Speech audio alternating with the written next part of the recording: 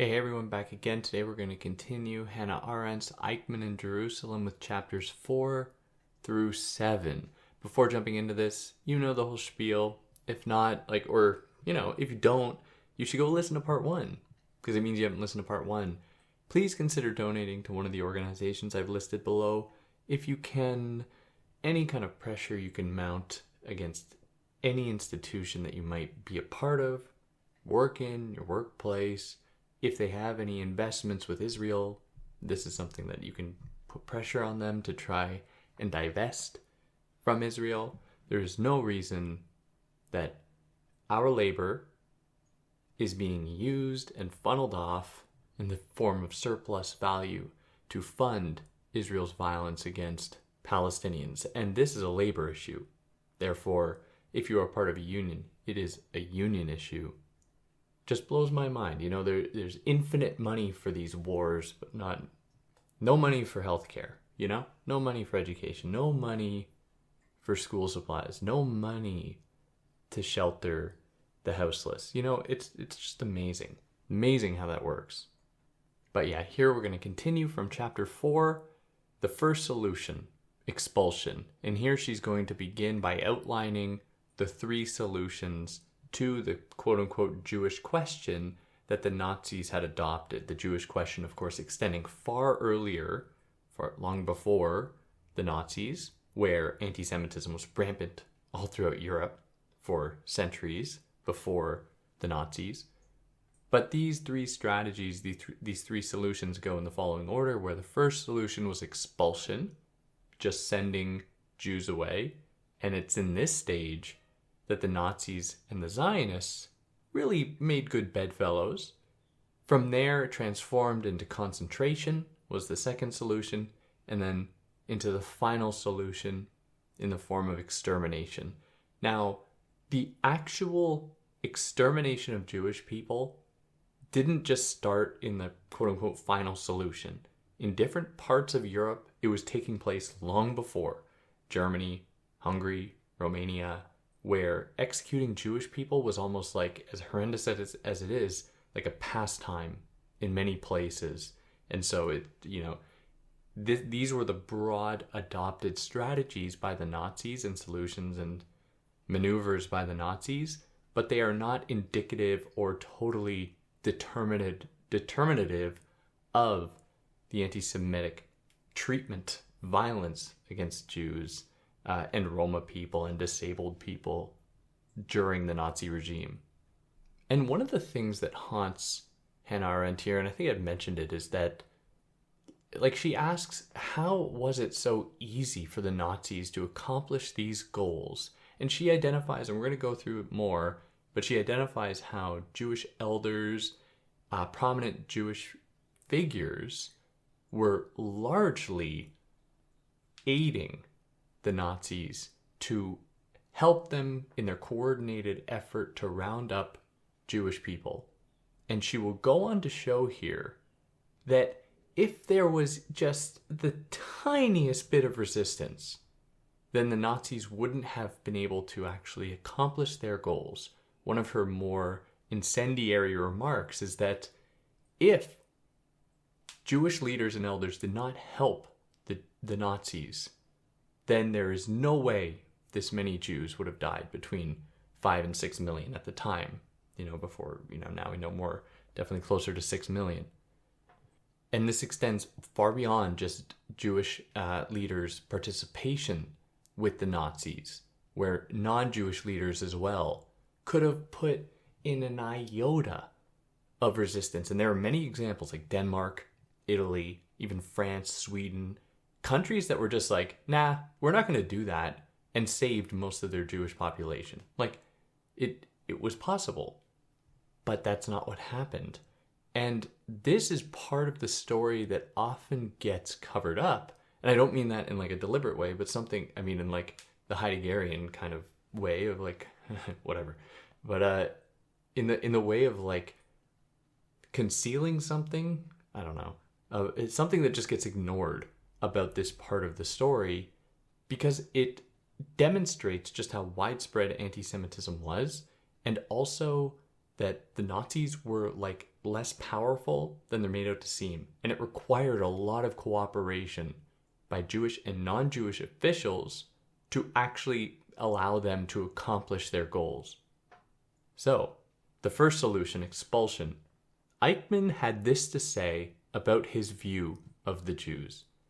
That solution I envisaged as putting firm soil under their feet so that they would have a place of their own, soil of their own.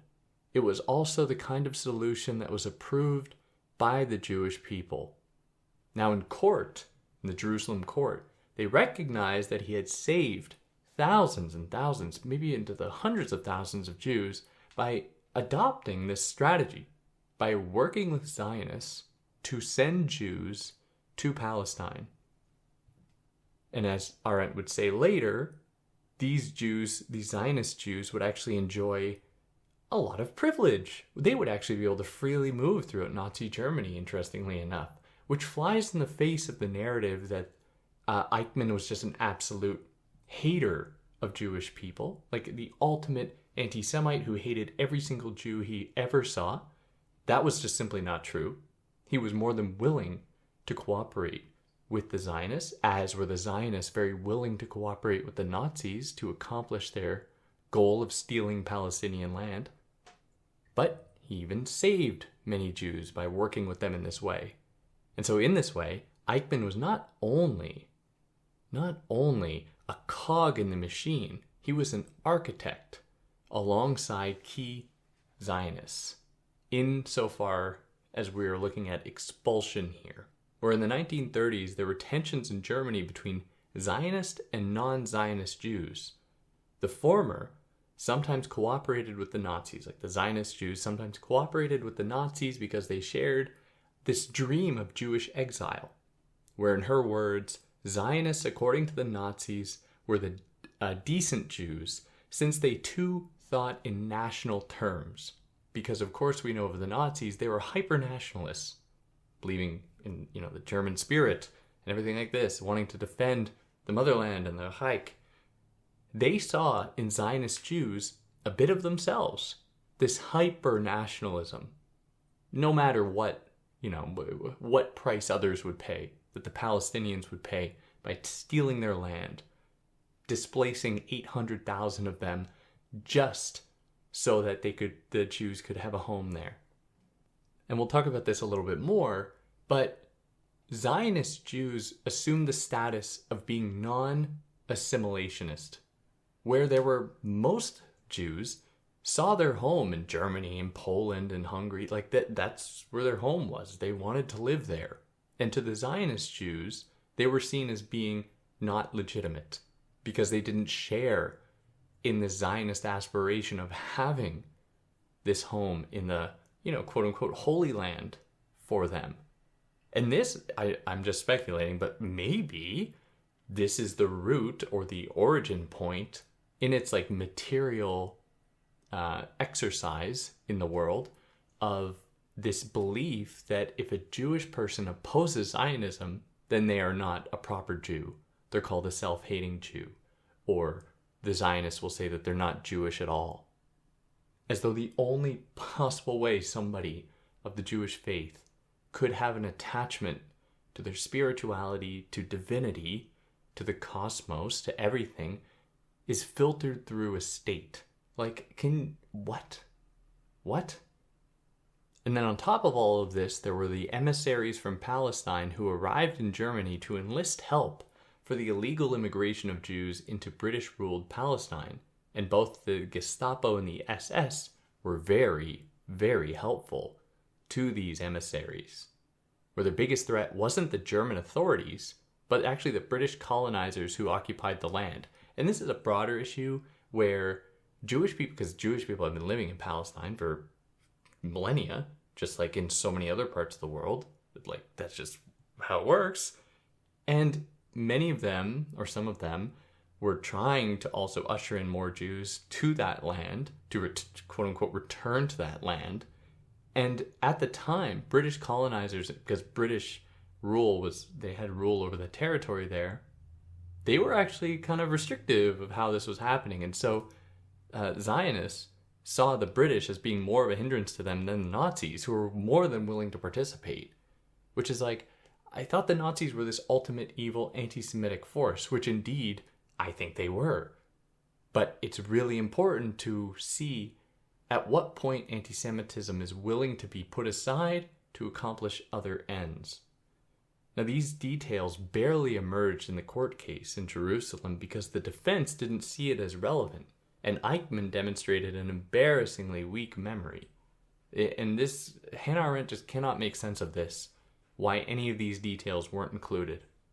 Where he even tried to visit Palestine and made it to Haifa before the British sent him to Egypt when he was visited by Jewish military people. Again, this flies in the face of this idea that Eichmann was this ultimate evil anti-Semitic monster where his only goal was to exterminate the Jewish people. At least that was the narrative that was being spouted in the Jerusalem court, which was not true.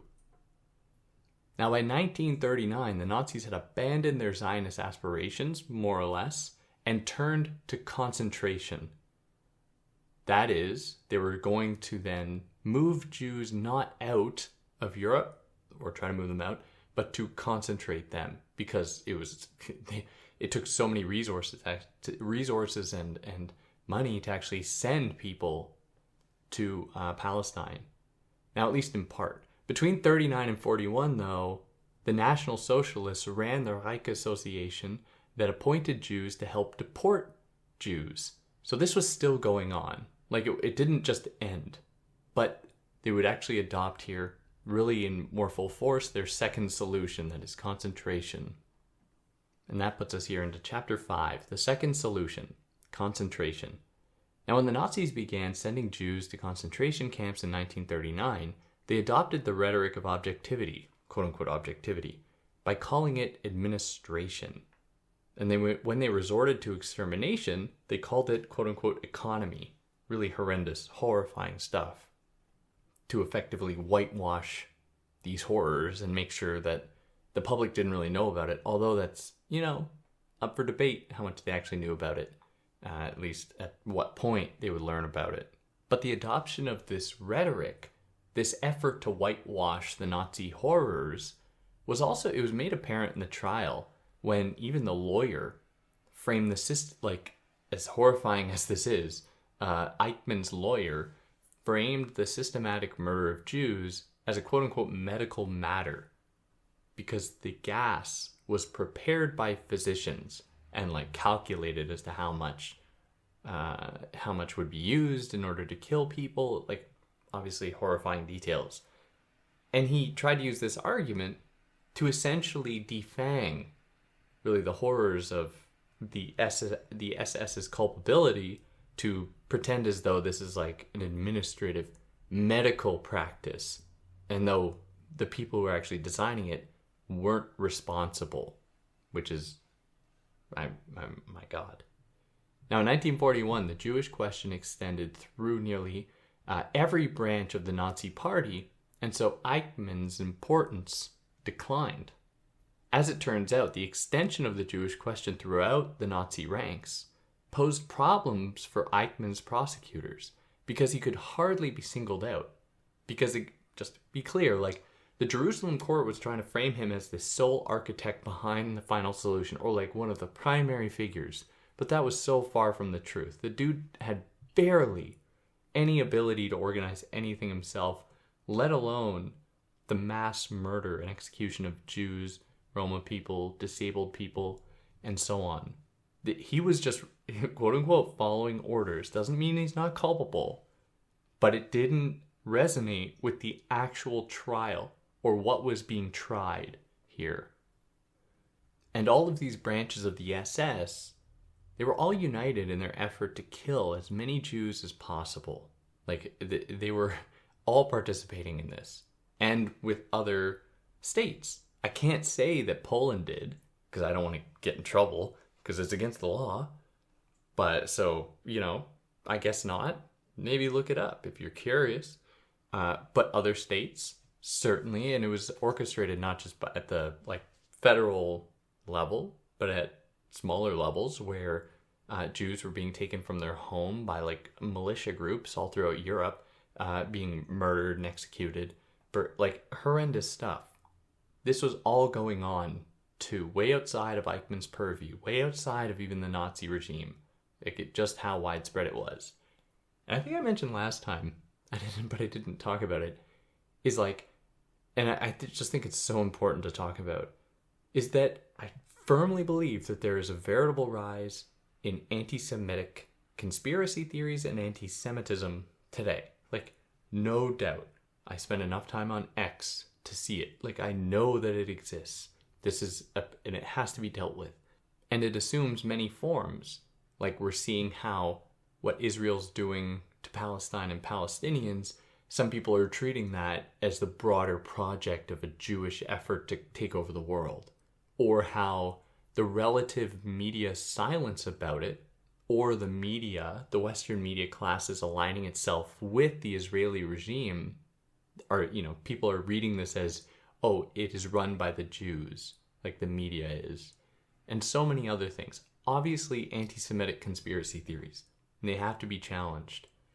One of the difficulties in actually challenging them, though, is when protesters opposing Israel's relentless bombardment and violence of Palestinians is called anti-Semitism. What's getting in the way of us challenging and holding these people accountable in all of their anti-Semitism is associating any effort to be anti-Zionist, any opposition to Zionism, as anti-Semitism. Where we're seeing this as well, with hundreds of Jewish protesters being arrested in their effort to protest the Israeli regime. Like, how is that not perceived by the Israeli regime, by any of these big Israel-sponsored organizations? How are they not crying about that being anti-Semitism? Arresting Jewish students peacefully protesting, or Jewish people, not just students, peacefully protesting against Israel's violence against Palestinians. Like, why is it that in some cases violence against Jews is taken to be the absolute, or in case not even violence against Jews, like using the phrase from the river to the sea is taken as the like ultimate anti-Semitic slur, but arresting Jews isn't? Like physically arresting them, harassing them, and even in Israel as well, where Orthodox Jews are being arrested, beaten by police, and that's not perceived as anti-Semitism. But from the river to the sea, I can't explain it. And this is one of the difficulties that, researchers, that people who are actually concerned about anti-Semitism face when everything is just reduced to anti-Semitism that does not comply with the Israeli regime's agenda. Anything that opposes it is just taken to be anti-Semitism. It works. This is great for Israel, not so great for Judaism. And this puts us here into chapter 6, the final solution, killing, where Russia's declaration of war sped up. It hastened Germany's plans for the Jews and pushed them to abandon most plans for Jewish resettlements. So when they were participating in concentration, they were setting up concentration camps in a lot of the East. Poland, Hungary, Romania, Germany as well. Of course, I've been to Dachau. Like, horrifying experience. I think, it's a hard thing to say, to be like, I think it's something everyone should experience, is to visit a concentration camp, because it's horrifying. But, I've had that experience and seen how horrifying this place was. And yeah, it's one of the most horrifying places to be in. And all of these camps were being set up mostly in the east, from Poland, Hungary, Romania, but not just there, of course, but the death camps certainly more concentrated in that area. And this happened to be in line with like Russia's retaliatory path, where they were going to have to move through these eastern countries to arrive at Germany's doorstep. And so this is what hastened. They were like, we can't keep holding these people here. This is what sped up their adopting the final solution, knowing full well that they weren't going to be able to keep these people here. They had to do something with them, and they couldn't send them away. And so here we get the final solution, as horrifying as that is.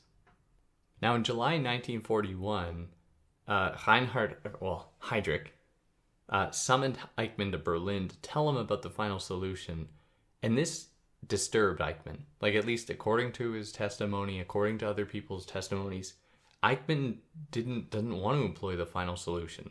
He didn't think that was necessary, and he didn't like the idea of killing people. Eichmann was simply on a need-to-know basis. Like, he wasn't the architect of the final solution. He just received these orders and didn't know about this, even though higher-ranked officials had been talking about it long before. He was totally kept out of the loop. He was kept in the dark. Now, on the topic of orders, little evidence suggests Eichmann gave orders to the camps to erect and to enact the final solution, to set up the death chambers. Eichmann was responsible for inspecting the gas chambers and gas trucks in the east, and doing so made him emotionally unwell. When he actually did go to the east to inspect these places, he describes how how badly it affected him and how negatively it affected him to go and observe what they had planned for the Jews. And I mentioned gas trucks. Maybe a little less known detail is that the Jews are exterminated not only in concentration camps and the death camps, they're also exterminated in firing squads and other horrendous methods, but they were also, in all of the Nazis' evil, placed into trucks with the same gas system set up as was set up in the death camps, and they'd be loaded into trucks and driven out into the forest, into where they could be dumped into mass graves, and they would die on the way as they were filled, as their cabin or the compartment they were in was filled with gas. Like, really horrendous stuff. And it goes to show, like, I hope you can tolerate my using this word, but the rationality behind the Holocaust. Like, this is why I think Adorno, who was Jewish, was very right in the way that he thought about the Enlightenment, where the Enlightenment is offered as this, this beacon of human progress and brilliance, the adoption of science and logic and rationality, and everything will be good. But then we see this on full display, this adoption of these strategies of rationality, math, organization, calculation, used to exterminate people into oblivious anonymity, like to just eradicate people en masse, where to the point that we can't even get an actually accurate number as to how many Jews died. It's like around 6 million, but the actual number we don't know. There's so many we'll never be able to account for. It could be way more, So many we'll never be able to account for because they were just so systematically eradicated. And he, beyond being tasked to go and inspect the gas chambers and the gas trucks in the east, he was actually sent to Russia, the Russian territory, to see how the Jews were being massacred by firing squad, to see if that was a feasible method as well. And he complained about these horrors. Like, he couldn't stomach the idea at all, and how he couldn't handle them. He complained to his superiors that this was not a good thing to do. Now, as we mentioned earlier, the case was foolproof, right? Like, everyone knows that Eichmann was culpable and he deserved exactly what he got. The problems that the prosecution confronted, though, were whether Eichmann was just following orders to save his own life, or if he had tried secretly to mitigate Nazi genocide of Jewish people. Now, if you remember from the first episode, I made it clear that Eichmann thought he wasn't really guilty in the terms of the indictment, which is to say that, he didn't kill anybody. That he claims he didn't kill anyone, and there was no proof that he actually killed anyone. So he didn't see himself as being responsible in the way that the Jerusalem court was trying to make him seem responsible. Did he still think that he had done wrong and evil? Yes, I think he did think that. I mean, I don't know. I wasn't in his head. And I think everyone else thought that, and I think that they are right. But here the question is whether or not Eichmann could have said, I was just following orders because if I didn't, they were going to kill me. And that's an entirely different can of worms. That's an entirely different beast to deal with something like that. And it's something that many other upper-ranking SS officials had actually claimed. Because they were like, if I didn't do this, I was going to be killed. Now, after all, many Jewish people who aided the Nazis used this case as well. Like they argued that, if they didn't participate, they were going to be killed. Now, there were of course Sonderkommandos, there was Group 13, there was the Judenrat, who worked in Nazi ghettos, also known as the Jewish Elders, to essentially help the Nazis. And some of them would have been killed if they didn't. But certainly not all of them. Now, in Eichmann's case, he was not under threat of death for disobeying. Like, this was not something that, if he'd had disobeyed, he wasn't going to be put to death. At least the records, the historical contingencies don't seem to suggest that others who had done the same, who'd refused to take orders or anything, they weren't put to death. However, it seems like he did take steps to lessen the violence. It did seem like, although he wasn't just doing it to defend his own life, it did seem like he did take actual steps to save Jewish lives. Where Arendt describes that the only time Eichmann seems to have acted of his own volition, because in other cases, she's clear that he's like a thoughtless, uncritical, uncreative, just a husk of a person. Arendt describes the only time that he seems to have acted of his own volition and not just listening and following orders was in 1941 when he ordered to deport 20,000 Jews to Russia, where they would have been killed instantly. Instead, though, he diverted the transport. He diverted it, even though he got these orders, to the Lodz ghetto, when they got there, where there was not infrastructure to kill them. At the Lodz ghetto, the death camps, the gas chambers had not been yet set up, and he knew that. And he knew that if they had gone to Russia, as the orders told him, then they would have died. That would have been it. And he said, no, we're going to send them to the Lodz ghetto instead, knowing full well that the infrastructure to eradicate them was not yet established because he hoped to buy them time. And is this Hannah Arendt trying to defend Eichmann? No. She knows that he's culpable for this violence. She knows that he's culpable in his role in the Nazi Holocaust. But he was not this designer architect as the Jerusalem court made it out to seem. And we actually do a disservice to understanding what she calls the banality of evil, like just how banal it is. Like, people following orders commit the worst atrocities, or at least we see here, commit some of the worst atrocities, and we lose sight of that when we turn them into these ultra evil monsters that are all these like evil geniuses guided by their own prejudice and discrimination that they're able to just compartmentalize and translate into this like perfectly running extermination machine, which is not the case for Eichmann.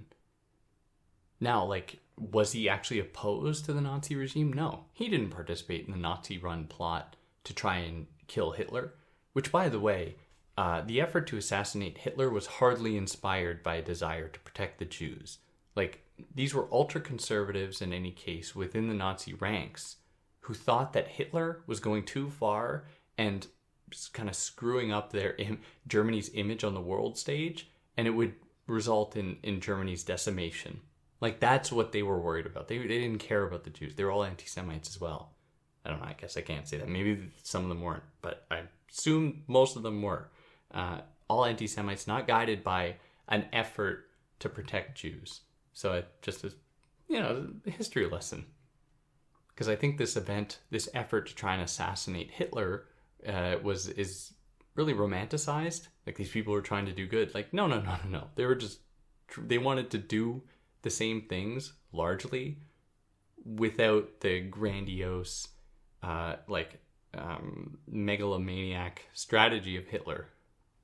And it's really hard to imagine the Jews being much better off if they had succeeded. Like, maybe they would have. Maybe they would have dialed back the final solution. Like, I don't know. But the anti-Semitism was not going to be much better. After all, anti-Semitism, like I said, it was rampant throughout Europe. And the Germans were no strangers to extermination.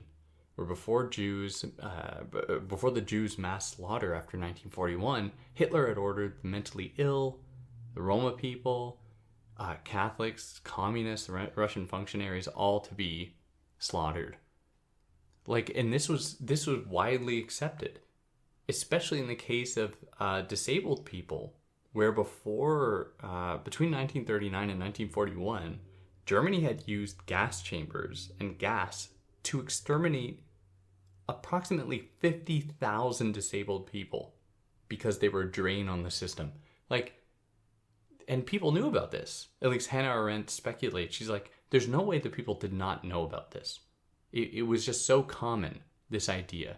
And she cites this one moment or this one interview with the German person around the time where they'd used the image or the threat of gassing to describe their own fears of something else, of the German government even coming after them.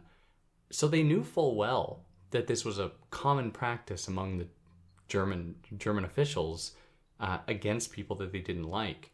So again, it just doesn't seem like if the Hitler conspiracy or the conspiracy against Hitler had succeeded, then it would have been much better for Jews or for anyone else for that matter.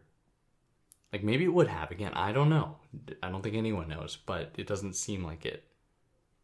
Now, Eichmann, and it wasn't just Eichmann, but the use of gas is so horrendous, but they justified it because they thought it was more humanitarian than shooting them, where they could almost be surprised by the gas and they would be killed quickly and not know it was going to happen, and then that would be it.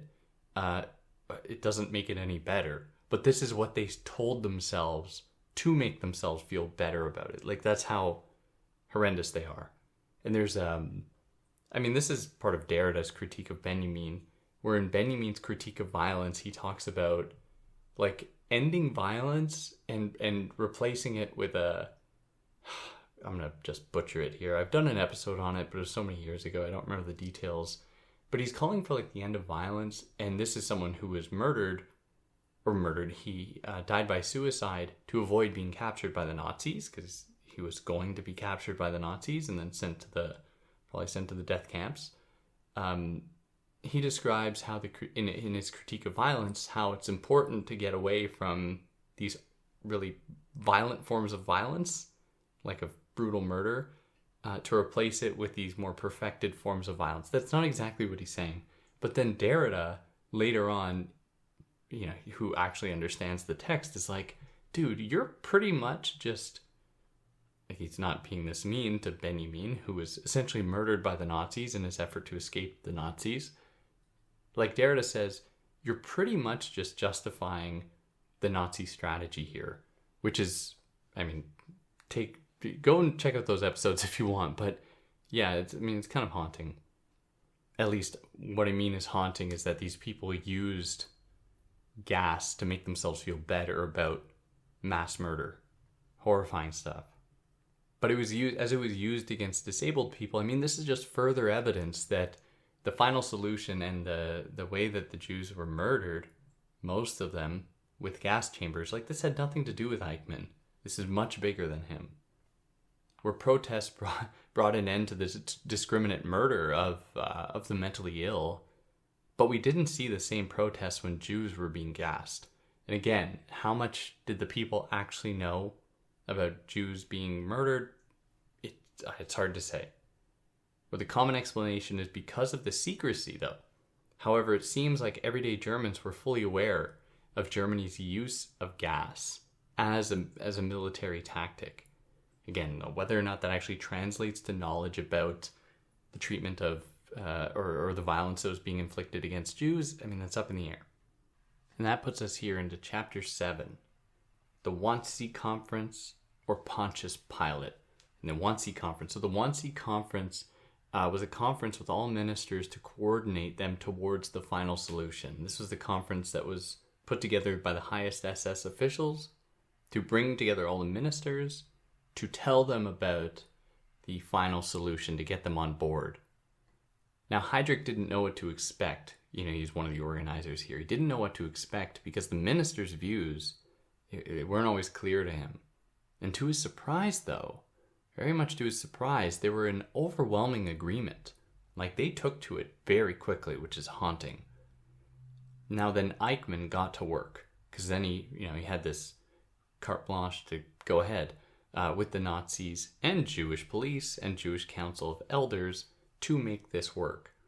And Hannah Arendt writes, without Jewish help and administrative and police work, the final solution of rounding up Jews in Berlin was done entirely by Jewish police. There would have been either complete chaos or an impossibly severe drain on German manpower. To a Jew, this role of the Jewish leaders in the destruction of their own people is undoubtedly the darkest chapter of the whole story, which is, and we find Raul Hilberg talks about this a lot in his book, The Destruction of the European Jew. And I mean, would I go so far as to say that this was the darkest chapter of the whole history? No, but probably that it happened in the first place and the Nazis were the ultimate culprit here is probably the thing to focus on. But in any case, is it a dark chapter? Is it one that demands way more people be held accountable? Yes. Does it demand that we understand the banality of evil to also include those people who are being victimized and how they participate to attain their own dreams of land to steal it from the Palestinians? Yes. But in the face of all this, Eichmann was like, oh my God, all the ministers, all the SS officials, everyone seems to be on board. Even all these Jewish elders seem to be on board. And so he felt like, quote unquote, Pontius Pilate, where he could wipe himself absolve himself of any guilt or feelings of guilt and be like, well, that everyone's on board. Everyone hates like killing Jesus. Everyone, we could just do it. No problem. Not to mention how they received so much support by non-Jewish allies to the Nazi party as well, like in Hungary. Not Poland, because I can't say that, but other places as well. Now, one of the haunting tactics here was to take away Jews' statehood, wherever state that they belong to make it so that no nation would inquire and wonder about what was actually happening to them, which would be relevant when we look at Sweden. I believe it's the case of Sweden where when the Nazis started to work with Swedish authorities, the Swedish didn't know what was actually happening to their people. They thought they were just being sent away, and when they actually inquired about it, they're like, oh my God, not to defend them, but that history is worth recounting. So in Eichmann's own words, he was able to quell his guilty conscience by observing that no one around him, no one at all, who actually was against the final solution. The exception was a Dr. Kostner, with whom Eichmann negotiated releasing 1 million Jews and who expressed that he wished Auschwitz would halt its murderous rampage. And this is obviously horrendous stuff, but for the most part, he saw himself among like-minded people. And so he was able to be like, well, I'm just doing what everyone else is doing. Now, in the case of wealthy and powerful Jews, they helped track Jewish people's property, movement, and force their displacement. Now, of course, the Israeli court ignored all these details. Now, when confronted with H.G. Adler's, there in Saidat, his recount of that concentration camp, again, the pronunciation I'm going to mess up, their Seinstadt, 1941 to 1945, the prosecution was forced to acknowledge, albeit without much consequences, the role of Jewish leaders in facilitating the Nazi capture of Jewish people. Now, it's worth noting that Adler's approach is much more nuanced than Arendt's. Adler is not pointing the finger or placing nearly as much blame against Jewish leaders, but it doesn't mean that I don't think Arendt is right or that these people shouldn't have been held accountable as well. But Adler's approach is much more nuanced, because believe it or not, I do a fair amount of research when I do this stuff. Like, I actually go and confirm. That's why it takes me forever. Go and confirm as many of the facts as I can find information about. And if I ever get anything wrong, like, please tell me, and then I'll make sure that I don't make the mistake again. And Adler even played a significant yet secret part in Eichmann's trial, where he was interviewed secretly to testify against him. But that's another story. And if you want another resource, or if you're curious about even more of this, there's also Michel Mazur's The Vanished City, Everyday Life in the Warsaw Ghetto, that reads that Jews who entered Jewish councils became Jewish Führers, like Mein Führer, like Hitler, that were completely indifferent to the terrible suffering of the Jewish masses. And that's The Vanished City by Michel Mazur, who writes that. Because again, I mean, I went and looked this stuff up, read up on this, like, and this is part of the history we don't get, and that I think it's really important to also know about to properly understand all of the nuance and not just pin all of this on Eichmann, even though he deserves everything that he got, as the court found him guilty. Now, all of these details work to blur the line between culprit and victim and to extend culpability beyond Eichmann. But again, he was indeed culpable. Surely such details would have been more relevant than in the case of the court that was just a spectacular recitation or repetition of the horrors of the Holocaust. Surely these details would have been more relevant than just witness after witness testifying about the horrors of the Holocaust in the East that Eichmann had no part of at all in the death camps, nothing at all. But that's not what the point of the trial was. It was meant to be a spectacle, meant to justify Israel's existence at the expense of Palestinians. And they would also repeat stories of the Warsaw Ghetto without ever mentioning, like Mazur does, these Jewish Jewish Führers that were, again in his words, completely indifferent to the terrible suffering of the Jewish masses. And this extends to the Jewish Council that we've already mentioned, the Jewish police, and the Nazis, and non-Jewish allies to the Nazis. Where Arendt speculates that these testimonies were probably meant to convey, in her words, that whatever resistance there had been had come from Zionists, which, oh my God, not true. The testimony's substance conflicted with this hope, as they revealed Jewish resistance fighters were not Zionists. Most were people who were like, this is my home, who didn't want to leave, especially in Warsaw, who weren't interested in just going somewhere else. And the point of the Israeli court here was to kind of to tell the tale differently, to rewrite the history, to make the Zionists seem as though they were righteous in this whole thing, when they were not. And all of this flies in the face of the common explanation of the Holocaust as being due to the fact that the Jews were leaderless and stateless. Where Hannah Arendt says that, not in her words quite yet, she's like, the second is true. They were indeed stateless. There was no Jewish state. But the first is not. They had leaders. In fact, Arendt goes so far as to say that if the Jewish people had really been unorganized, if they did not have leaders, the total number of victims would hardly have been between 4.5 and 6 million Jews that I alluded to earlier. Like this quote earlier. It's a terrible lie to suggest that they were leaderless. And it was actually because of that leadership that it was so easy for the Nazis to do this. The cooperation of their leaders facilitated Jewish extermination, where the Nazis also capitalized on distinctions in the Jewish community, like between Eastern and Western Jews, German and Polish Jews, Zionist, non-Zionist Jews, wealthy and poor Jews, veteran Jews, non-veteran Jews. And this also plays into her broader thesis, or one of her points in The Origins of Totalitarianism, to say that Jewish leaders adopted what she calls race thinking, understanding their people in terms of race, to be able to create distinctions that would justify who to send to the concentration camps, who to send to Palestine, who to do whatever else with.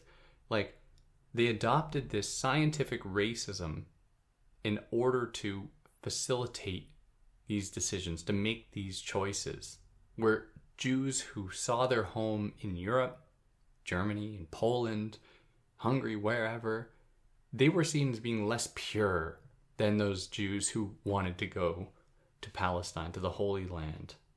This is something that I was always a little uncomfortable with, even in the origins of totalitarianism. And if you listen to my episodes on it, I think I just flat out say, I'm like, I don't feel comfortable with this. But it starts to make a whole lot more sense now, reading Eichmann in Jerusalem and actually really grappling with the role of Jewish leaders in aiding the Nazis and more broadly understanding the state of anti-Semitism all throughout Europe and the world. Where we need to look no further than the Kastner report that, according to the Holocaust Encyclopedia, because again I do this research, details how he prioritized quote-unquote wealthy Jews, Zionist leaders, prominent rabbis, and his own friends and family to send to Palestine, at the expense of countless other Jews. How is that not anti-Semitism? But that'll bring us to the end of chapter 7. We'll wrap this up here, and next time pick up with chapter 8. If you like what I did, you can like, share, subscribe, donate to one of the organizations below if you can. If you have the means. If there's anything I got wrong, please let me know. If there's anything I omitted, please let me know. I'd love to hear about it. And on that note, take care.